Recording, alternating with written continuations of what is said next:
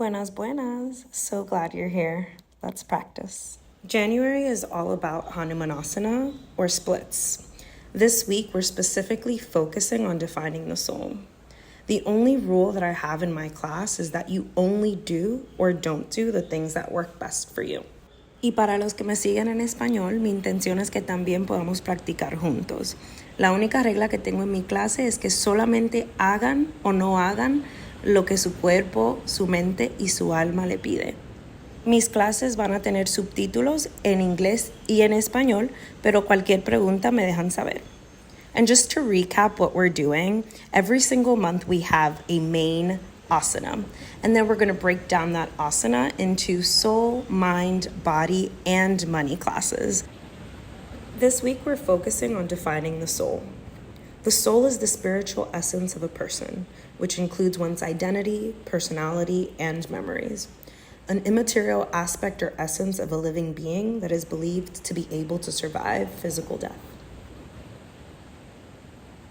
Personally, for me, the soul is all about acceptance. So my soul classes are more about accepting what is instead of trying to mold.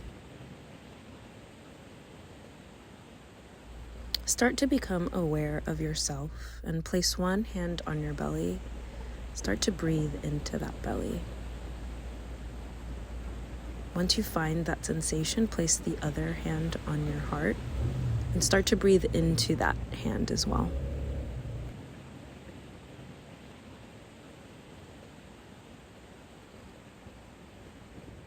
Take a moment to really be with yourself and notice what's around you. Notice the sensations you feel in your body. Notice the fluctuations of the mind.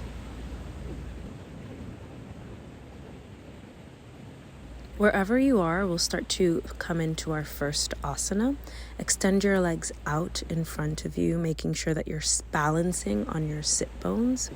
We'll go into Paschimottanasana, so a forward fold.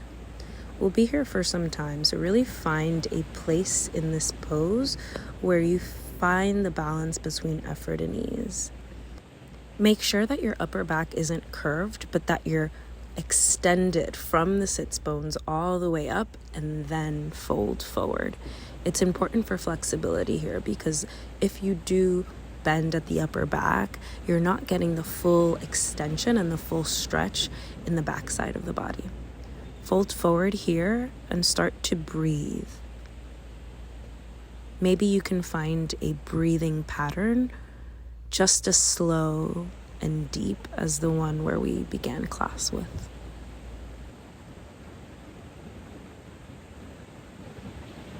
Pick your favorite leg and fold it behind you at the knee, making sure that you're still balancing on those sits bones. So we'll go into our second asana. I won't repeat this one for you because it's a mouthful, but fold forward here in the same way that you did in Paschimottanasana. Start to access that deep breathing. I'm doing the breathing with you and I'm doing the asana with you so that we can both get more flexible as we do this.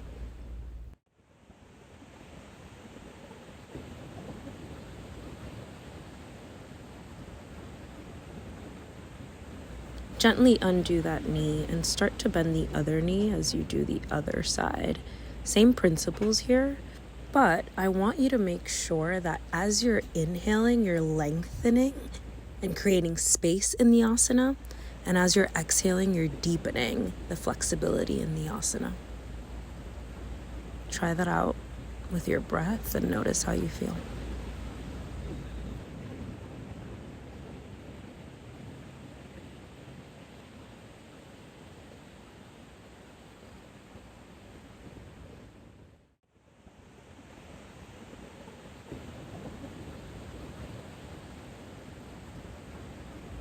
Gently start to come out of that as we go into the next asana. We'll fold forward here, Upavishta Konasana. And what I really want to focus on here is to make sure that you stop where you feel that balance between effort and ease. You can see me stopping in the video at a certain point where that point is for me. but make sure that that's true for you. And if that means that you're a little bit higher up, that is 1000% okay, because what our intention here is to find flexibility. If we're forcing and yanking ourselves down, it's much harder to find that flexibility. What we really want to do is breathe through the difficult sensations and find those deep belly breaths that you started class with.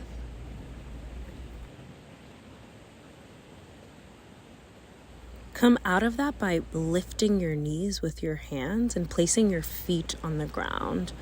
Try to bring your arms under your knees as much as possible. Same principle here as we move into Kurmasana.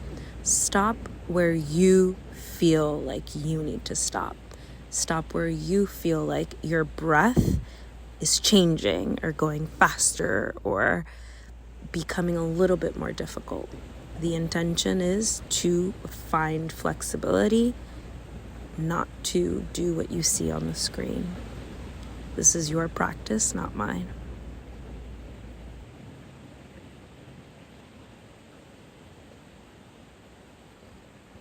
We'll start to come into our next asana, double pigeon. So this is ankle to knee pose. Pick your favorite leg and don't do that leg. Do the other leg. Find knee to ankle, extend your spine, balance on those bones that you did at the beginning of class. And when you find that, fold forward any amount. And again, stop where you feel as though you might lose the integrity of the pose. Maybe you move around a little bit and find a place where you can settle.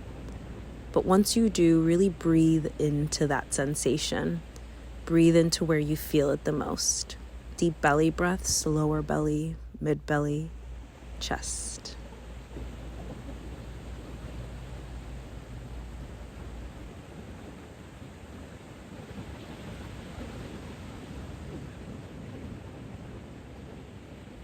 Slowly start to bring some awareness into the body as you gently come out of this one. This one's a big one for me, so really take it easy. Don't stress too much as you move on over to the other side, ankle to knee, double pigeon.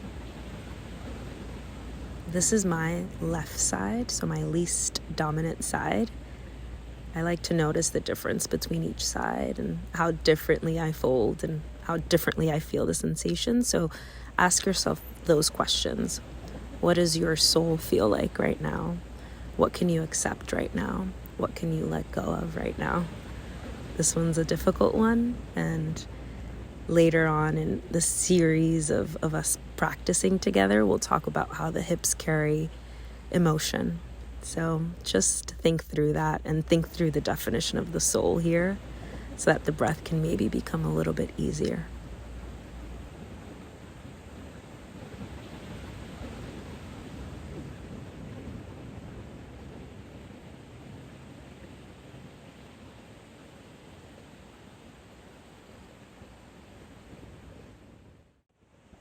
Gently start to come out of that and place both feet on the ground and tap the sides of your legs. Tap, tap, tap, tap, tap, tap, tap. Really let go of any of that sensation that might have been very difficult for you as we move into the next asana. I like to get into this one by kneeling first and then placing one knee in front and then sitting. So we're doing something called Gomukhasana, legs only. Today we won't explore the arm. So it's ultimately knee over knee. If your body is unable to do that, that is 1000% okay. Bring your feet out more if it's more difficult. But if you have a little bit more flexibility there, bring your feet in closer to your hip points. Fold forward any amount. Same principles here. Make sure that you're inhaling and lengthening and exhaling and deepening in the pose. Once you find a place to settle, deep belly breaths and send the breath to where you feel the most amount of sensation.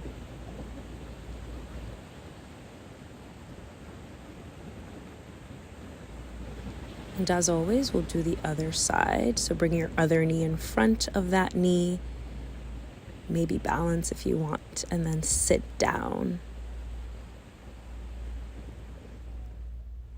You can extend your legs out like so if the asana is a little bit more difficult to attain with the knees, or you can bring your feet closer together again if you have more flexibility in the body. Once you're ready, fold forward and breathe. I'm chuckling because this side is a lot harder for me and it looks very different.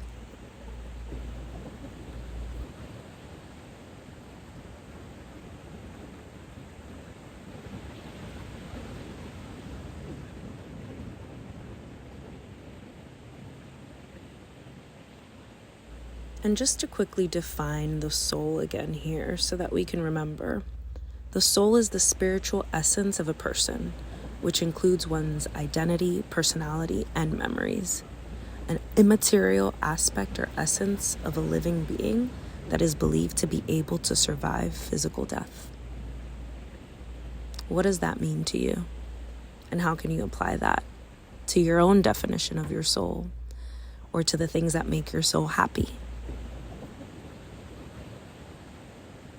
As you come out of that, we'll come onto all fours, making sure that our hands are right under our shoulders and our knees are under our hips. Inhale, open up the chest, cat. Exhale, cow. Do that a couple of more times at your own pace, and then extend your favorite leg out for a leg stretch. Really go back and forth on the toes so that you can extend all the way out. When you're ready, lift that leg and lift the opposite arm and come back to all fours. Again, other side, cat, cow. Inhale, open. Exhale, contract. And really get into it. Just do those cat cows. Articulate every single vertebrae of the spine. And when you're ready, you can extend that other leg out and shimmy on your toes back and forth for a full leg stretch. Notice any difference in this side versus the other side, and lift that leg as you lift the opposite arm up and balance. Come back down to all fours and cat cow one more time. When you've had enough of that, come back to neutral, tuck the toes, lift the hips.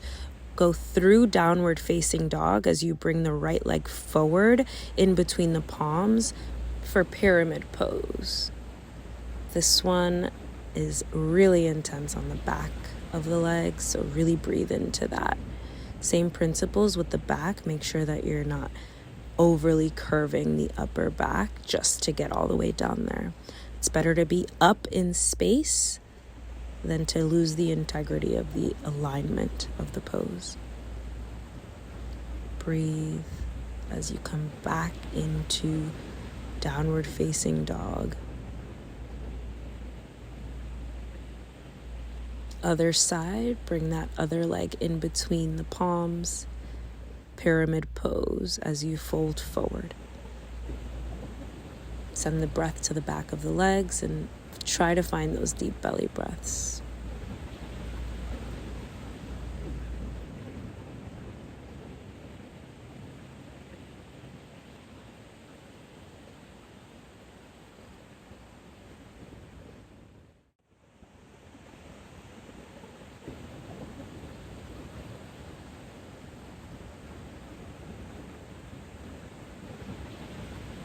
Slowly start to come out of that, but only for a second so that we can do triangle, trikonasana.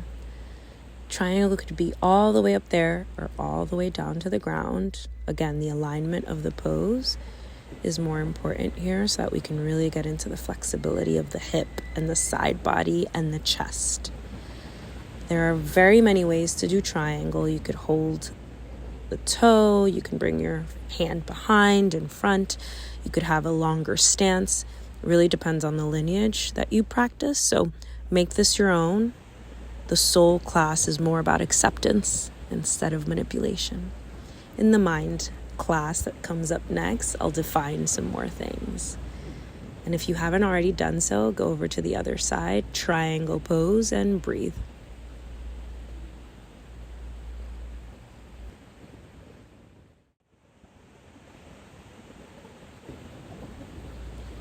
To come out of that, walk to the middle of the mat and fold forward, and then bend your knees so that we can come into that malasana yogi squat. We're going to play around here by walking one foot out and maybe coming into skandasana and then walking it back in. And we're going to do that on the other side as well. So feel that in your own body. It will look different than in my body. I want you to play.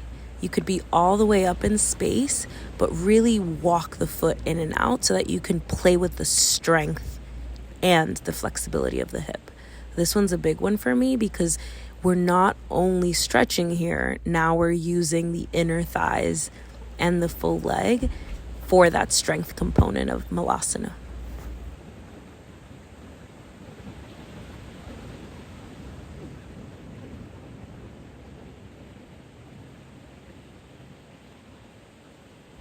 And once you're over with that, just start to settle into malasana yogi squat and breathe deep belly breaths.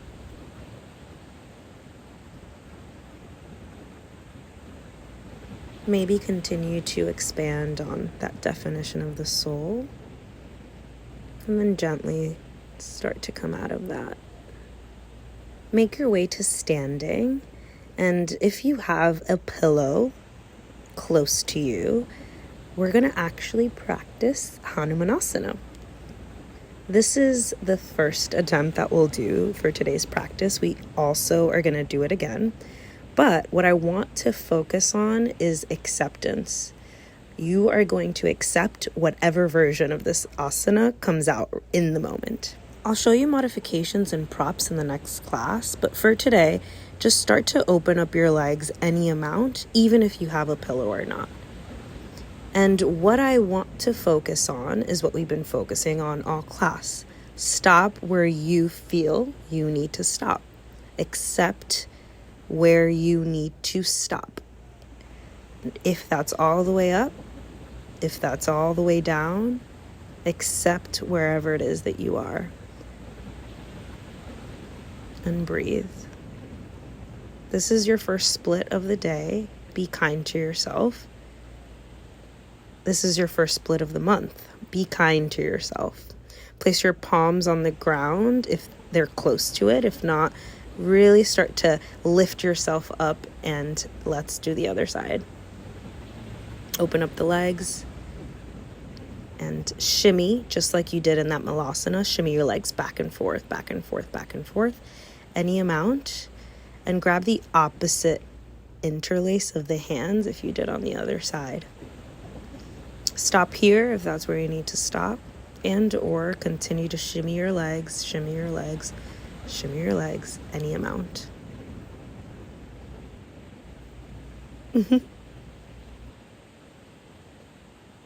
Find a place to settle in the asana and breathe. Accept whatever happens on this side as well. Know that you will get more information as the month goes forward, and this might look very different at the end of the month. Or it might not. Either way, acceptance of the soul.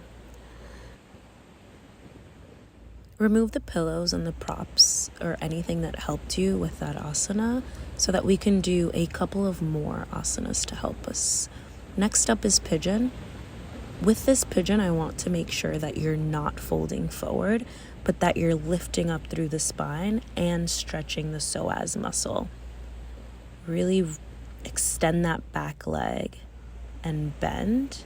And then if you're ready, lift that back leg and get a quad stretch, any amount. Doesn't matter how far you go, accept where it is that you are and breathe into that space. Other side, extend that back leg, bend the front leg, pigeon pose as you root down and stretch the psoas, but also extend the spine up. The stretch looks very different this way because you're not folding forward. When you're ready, quad stretch again on the other side and breathe.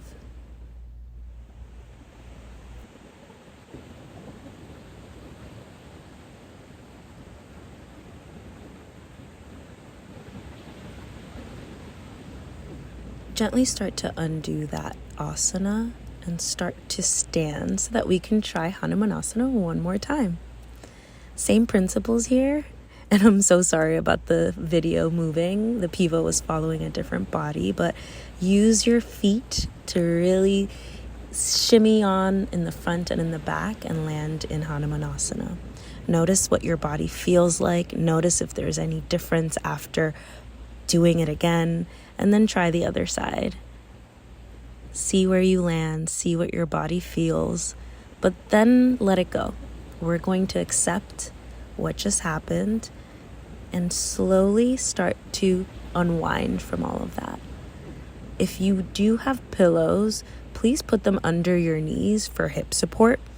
Or if you can bring anything else around you, maybe a book or something that can go under your knees so that your hips aren't opening up or coming in, and that they feel very supported after all of that work that we've done and put them through.